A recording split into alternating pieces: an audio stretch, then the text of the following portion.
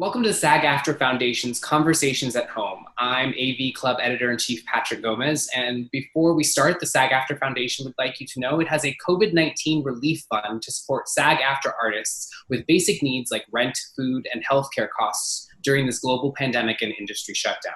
Donations are 100% tax deductible and directly support performers in dire need. Information on how you can support this effort can be found in the description of this video. But now for the main event, it is my pleasure to introduce Jeffrey Wright. Jeffrey, thank you so much for joining us for this conversation from across the ocean a little bit, I hear. A little bit. Yeah, thanks for having me. Yeah, obviously we actually had done one of these before in the SAG-AFTRA Los Angeles location.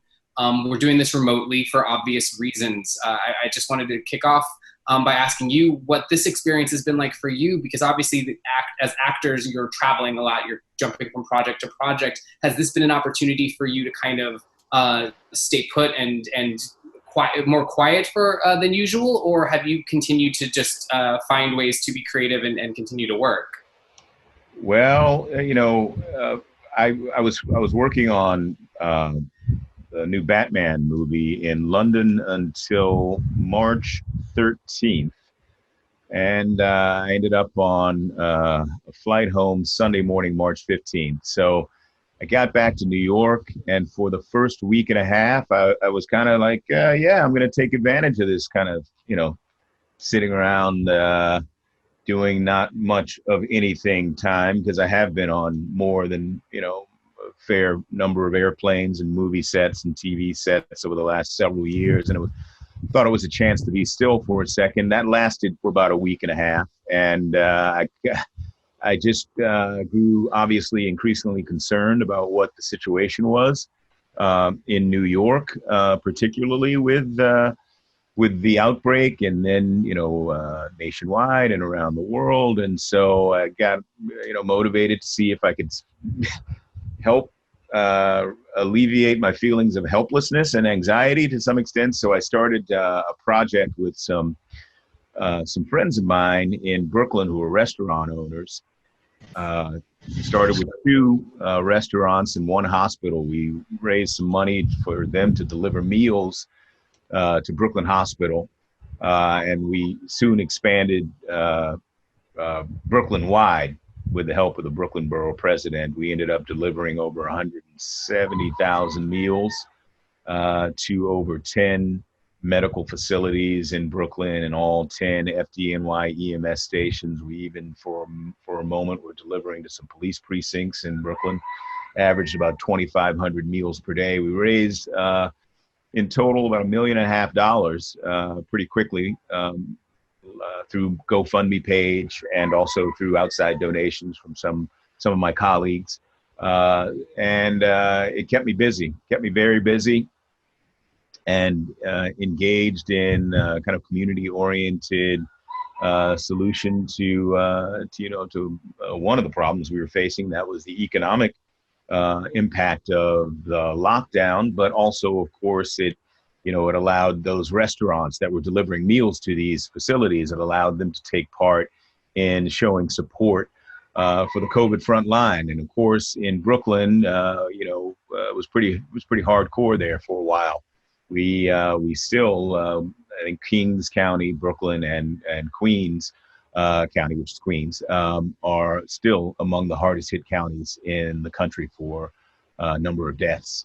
So it was a pretty intense time, but we managed to find a creative means and to respond, and a way to feel involved and not quite so isolated and helpless. So that we were going pretty strong there during the course of the outbreak for about 2.5 months, and then sometime after that, once it subsided in Brooklyn, my head fell off, and I shortly thereafter I kind of got away and came out here to Hawaii to kind of see if I could put it back on again.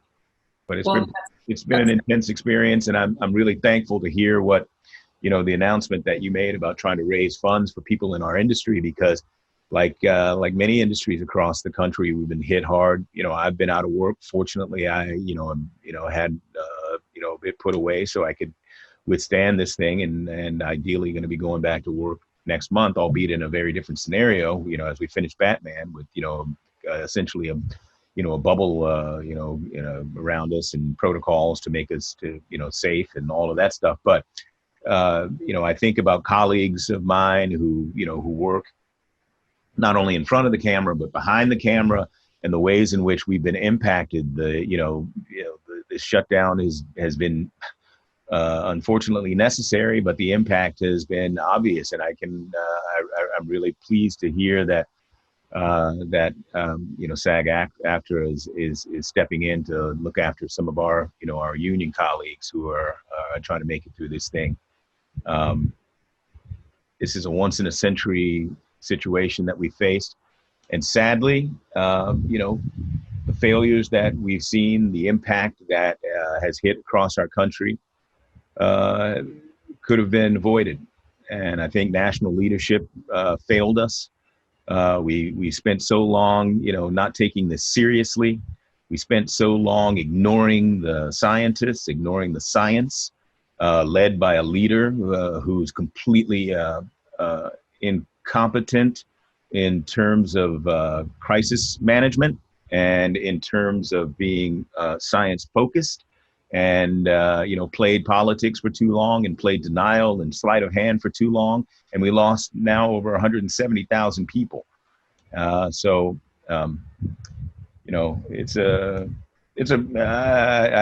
I think about it too much, I get I get angry, and I find it, it's pretty bleak. But at the same time, to see that, organizations, our colleagues are stepping up. The group that we put together called Brooklyn for Life stepped up, and it gives me some hope, that we can pull together and help one another get through this. But at the same time, I'm pretty pissed off about the way this has played out.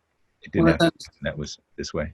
That's understandable, and I think you and your fellow artists turn to your art as a way to help and express yourselves and work through those feelings. And right now, even that's stifled, as you said, just because you're not able to get, the Broadway community is not able to go out there and get on a stage and perform and raise funds in that way. And actors that normally would be on sets and really having these cathartic experiences aren't able to have that. So I'm glad that it's looking like you're able to get back into production and kind of focus on that in a safe way. But one of the things that you would have been doing in addition to working on the Batman was doing the promotional side, at least, of launching Bond, which is a project you worked on, for so long, and then it's in post for so long, yeah. And then you're supposed to see it. You're lucky in the fact that Westworld was done, so we got to see that full season. But you're not alone in kind of having projects in limbo that should be out already, and all that. As an actor, is that even something you process or spend time thinking about the latent period in between when you're done with it and when we'll see it, and the fact that that's going to be so much longer for so many projects right now? Or do you try to focus on the present more than anything? Well, we want the film to be seen by as wide an audience as possible. Any movie that you do, we want it to be seen. And so, as well, we want the film to be released in a way that's safe for audiences. And certainly, in America right now, across the country, the idea of people, crowding inside a theater, even masked, is probably not the healthiest one. So I'm perfectly fine with the film being delayed and released at a time that makes good sense in terms of the health of everyone who'll come to see it, but also, of course, makes good financial sense for the movie. It is what it is. These things cost. They cost, they cost a good deal of money to put together, and they've got to recoup that money if they can, and so there's a huge investment in this film, and the expectation is that it get a good return. Those the concrete fundamentals of how a movie like a James Bond movie is made. So it's got to be done in accordance with that, and we can't go back to business as usual, simply because we're poisoned by the disinformation, misinformation, mixed messaging, off message ideas that are being disseminated from the White House right now. And I think many of the decisions that we're making now are being made, I think, influenced, whether they intend to be or not, by the unhelpful messaging that we've seen from the top of the federal government. For example, if you look at schools, look at colleges now, look at the University of North Carolina, Chapel Hill. They just had to pull back on in-person classes. You look at Michigan State, Notre Dame, and down the line, we're going to see it happen, regularly. That best laid plans need to be considered with the facts in mind. And the virus is not listening to the spin. And, just basic human behavior to think, how college students are going to behave, particularly when they've been told or whispered to or even shouted at that this is actually not as serious as you might, as you might have heard. It's a disaster in the making. So we've got to make decisions about going back to work, that are well informed, that are guided by, the best expertise. And we've got to make decisions about when these films are released in the same manner. So, years ago, I guess even when I first started in this industry, you'd make a movie and it'd come out a year and a half, 2 years later. So the movie's not going to change. It's, it's in the can. It's a static thing now. So I'm not so concerned if we delay even a bit further. Obviously, I was really excited for people to see it, but, circumstances are what they are. So, when it comes out, I think people will enjoy it nonetheless, even though it's, some months past its original ETA. Yeah. Well, with everything going on in the world, we need reasons to celebrate, and luckily we have one to celebrate with you. Congratulations on your Emmy nomination for your work on Westworld. Your third in 3 seasons. And what I love is how this show has grown and transformed since even we had our SAG-AFTRA conversation previously. And when you look at that, even in terms of nominations, your first nomination was for supporting, your second nomination was for lead, this nomination is for supporting. I'd love to hear from you kind of, obviously those calls are made for multiple reasons in terms of what categories people are considered in. But that's one of the things I love about the show as well, is that the focus can be somewhere one season and it pivots to another season. And so going into season 3, I'd love to hear from you kind of what the conversations were like in terms of Bernard and your character, what you were going to be doing, especially knowing how secretive they are. Like, did you have a full idea of like what role your character was playing in the season overall when you started? No, they wanted to keep me pretty much fully in the dark this year, as to where old Bernard was heading. The first season, I had maybe a bit more insight than other people about their characters, simply because we had this, little reveal that took place in the second episode. So I knew that much of his arc for the first season. So I think they were trying to balance that out this season by telling me next to nothing. So, and I, we all love being a part of this show, from, we, the actors, to the craftsmen and artists who work behind the scenes.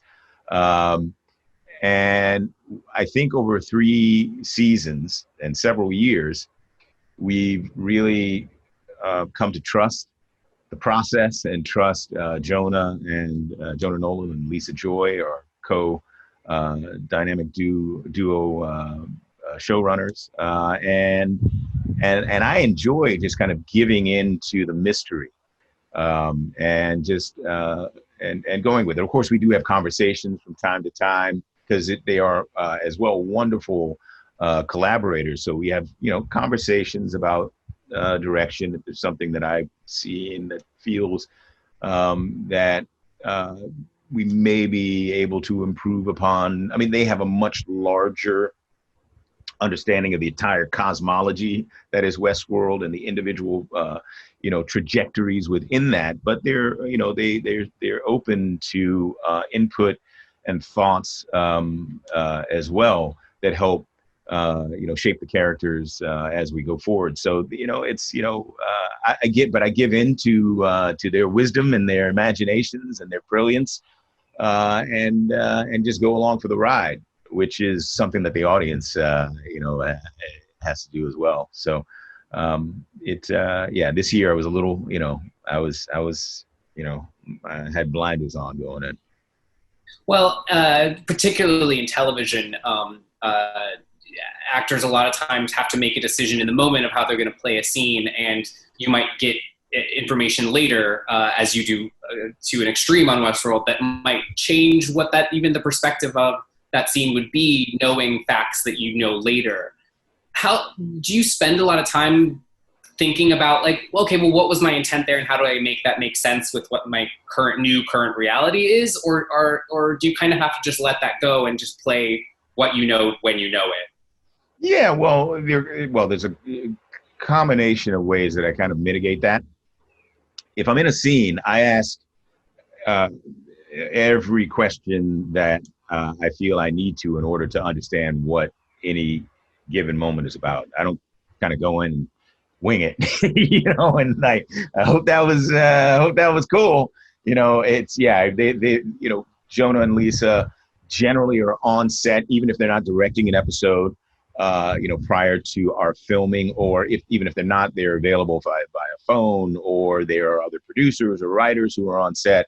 And so I drill them with questions before any individual scene that I need some information on. So there's never a moment where I go back and look at, oh, that was about that. No, that's not really the case, because that would probably lower the quality of our performances to the extent that would not be helpful to the overall success of the show. You're playing obviously being an actor is putting yourself in someone else's shoes and telling someone else's, telling a story that is not your own for the most part. With Bernard, you're doing that to an extreme of playing someone that is not a person. He's able to take his life in his own hands in a way that no one else is really able to do, by literally working with his circuitry, and at the same time feeling as though he is controlled, wondering if he's being controlled by an outside force. There's elements that you can pull in from like what a normal human experience would be, but some of that, is stuff that we wouldn't experience. So how do you tackle this character in particular in terms of reconciling the sci-fi elements that you maybe can't ground as much in reality with trying to make that character as human as possible? Well, one of the interesting things about the ways in which our show focuses on these hosts, these robots, these AI systems, as they emerge into a higher consciousness, as they become sentient, is that they're searching for a humanness that mirrors our experience as well as humans, as we search for a deeper connection to our own humanity and for deeper meaning, and to find a type of freedom that we may not have experienced prior, or to find a type of peace that we may not have experienced prior. So that process is a very human one, and it's one that they are mimicking. So in that way, the metaphor works. Also, there are ways, I think, and the show is about an examination of our relationship to this technology. There are ways in which we are increasingly merging ourselves with a type of artificial intelligence reality, or certainly we're merging with these technologies that are disseminating information to us, that are programming us to an extent, that are as well being manipulated to guide us towards certain choices. So again, the metaphor works in both ways. So his journey is, without that level of connectedness to a human journey is less interesting than it might be. And I think that idea is very much at the heart of the purpose of the show, particularly now at a time when we are wondering, hey, how free are we? Who's controlling these cyber puppet strings that at times we seem to be dangling from? What is the purpose behind that? What will be the outcome? Is it an outcome that we desire, or is it an outcome that is desired for us? All of those kind of metaphorical, philosophical, poetical questions that we get to explore in the show as well have a, deep grounding in an increasingly pandemic reality that we're facing, that we're experiencing around our relationship with technology. So it makes perfect sense to me, in that regard, as I look at, examine Bernard and play him. And of course, the tools, the only tools I have are human tools in order to do it. And so in this case, they apply very well. The nominations are evidence that we've seen fantastic scene work from you in every season of Westworld, but we saw maybe perhaps a different shade of Bernard in your work with Gina Torres this season. I'd love to hear from you what it was like to work with her on those scenes. Those were some of the best scenes of this season, and just the emotion in those was incredible. And I thought both of you did a fantastic job. I guess I'd just love to hear about that experience. Well, thanks for the good words. I mean, in some ways, Gina exists relative to me and my work on the show as Lauren relates to Bernard. Gina, comes in and, just brings drops the hammer, and then she's gone out in the, other reaches of the universe somewhere. And then she comes back and, and we have encounter. This actually was the first time on screen, of course, that we had, a face-to-face encounter. Otherwise, it's been through, Zoom meetings, if you will. But for Bernard, her, appearing to him or his finding her is even more profound, because she represents a type of longing for him that has been programmed within him that, again, is reflective of something that is deeply human and I think deeply relatable from an audience perspective, of a desire of almost an unrequited love, that has been abstract for him.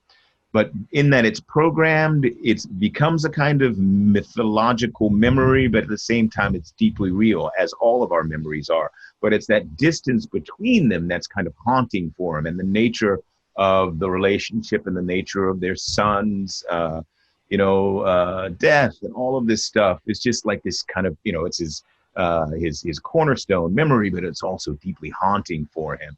And so it was really kind of, in that it is so central to him and has been over the last couple of years. When I walked into that space, I was just a rush of emotions came over me, that finally he would have this opportunity to engage with this thing that for so long been so real and so immediate, but at the same time so so distant. So it was just it was wonderfully crafted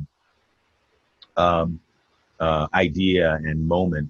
And I just dove into it with full force, and she was just, she was as usual, just so wonderful, such a wonderful partner, a giving, partner to work with. So, away we went with it. You mentioned coming onto the set and kind of just this wave of emotion, and you really felt like that, it seems like that helped you. But there's also large elements of this show that aren't there when you're filming, that are created in post. This isn't your first project that you've dealt with that kind of stuff. But what is essential to you in terms of grounding your performance when you're working in an environment that is not the environment the audience will see that you're in? Rain coming in here right now. Look, Little ambiance. yeah. And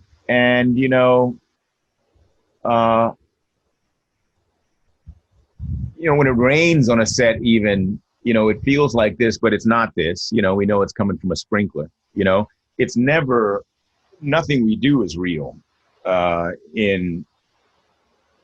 rather, I should say, everything that we do is an artifice, that we are using as a construct to tell a story. So all I really need is the script,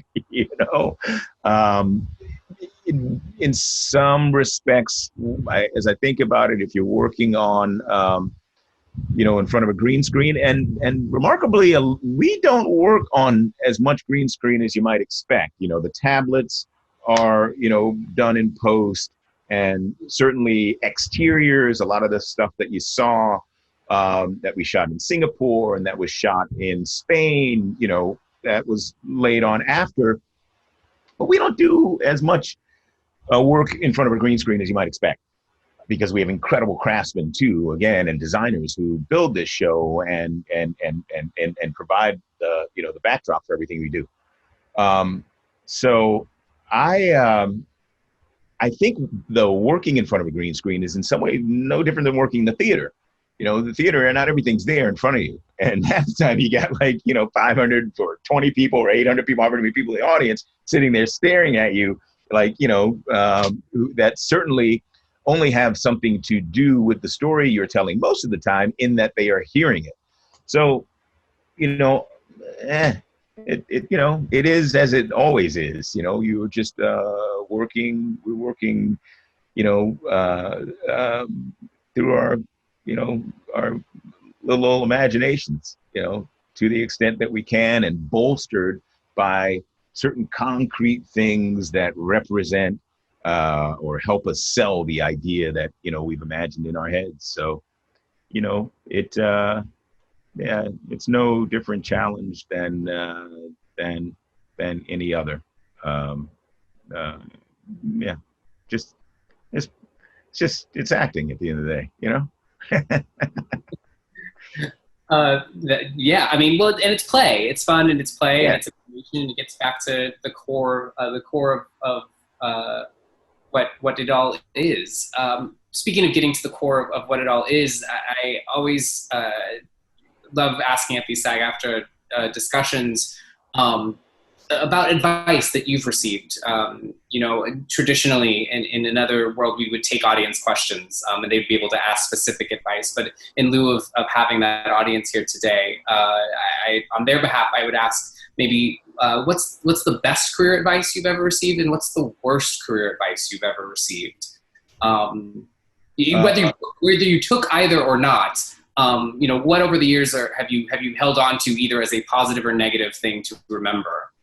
Yeah, I guess the best career advice that I received, I've received a lot, obviously, because in order to do well in this thing over time, you need folks who take an interest in you. There's a line in Angels in America, Tony Kushner puts into the mouth of Roy Cohn. So, consider the source in terms of Cohn, but he says, and I paraphrase it, nobody makes it in this life